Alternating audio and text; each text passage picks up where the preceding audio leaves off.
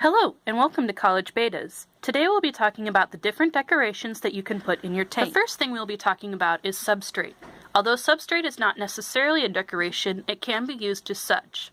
There are 4 different types of substrate: gravel, sand, aquarium dirt, and gardening dirt. Gravel is one of the most common substrates for beginners because it can come in many different colors, including the natural colors and the nicely named clown puke colors. The next, sand, is also very common, but is a little bit more difficult because it is more likely to trap anaerobic bacteria. It is important with sand to stir it up frequently. I keep Malaysian trumpet snails in Hank's tank because they dip down into the gravel in search of food. The next 2 substrates are dirt. I currently use Eco-Complete, such as what's in Adam's tank, but there are a few others marketed for fish tanks. These dirts are very good for plants, but do eventually run out of nutrients.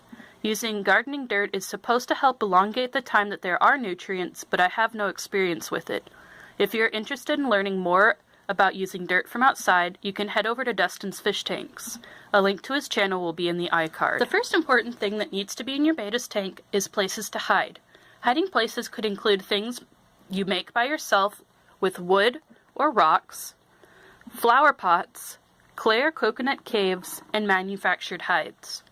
Wood and rocks are great to use because they are natural, but rocks need to be cleaned with boiling water if they are from outside, and wood will release tannins, which are good for the fish but color your water a yellowish brown.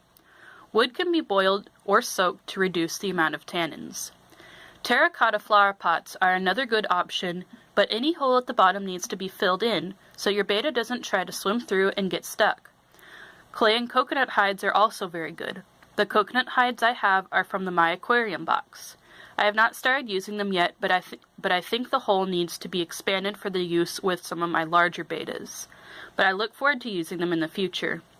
Manufactured hides can be good as well, because they can add an element of theme to your tank. One thing to be cautious about is that not all decorations and tank ornaments are truly aquarium safe. I had some fake rock in Eric's tank that after a few months started leaking chemicals and smelling like paint. Coincidentally, that happened right about the same time as his tumors started showing up. I do not know if the fake rock created his tumors, but it's still not healthy to have in the tank with him. Another great way to add hiding places is to use plants. With plants you have 3 options: plastic, fabric, and live plants. Plastic plants are not usually recommended for betta tanks because they can have sharp edges that can tear fins. If you want to use plastic plants, I would encourage you to do the pantyhose test, where you run the pantyhose over the plant, and if it snags, it is not safe.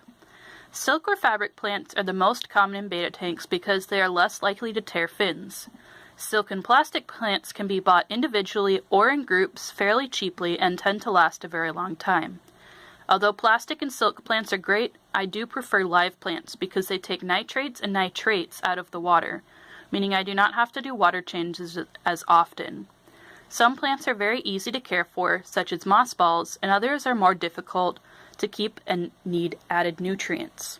Almost all of my plants are low-light plants that don't need too much maintenance, but because I plant a good amount of them, I never have nitrates or nitrites. Another option with live plants is to use Pothos in your filter. I have 3 stems of Pothos ready for my tanks, I just haven't put them in yet.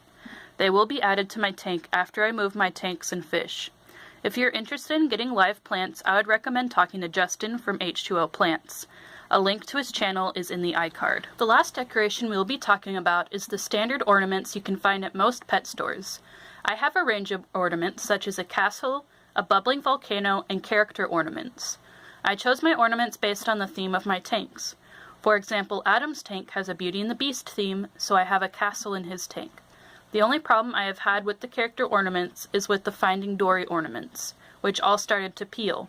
The paint is not supposed to harm the fish or water, but it doesn't look too good, so I sealed it with clear Krylon Fusion, which after a week is aquarium safe.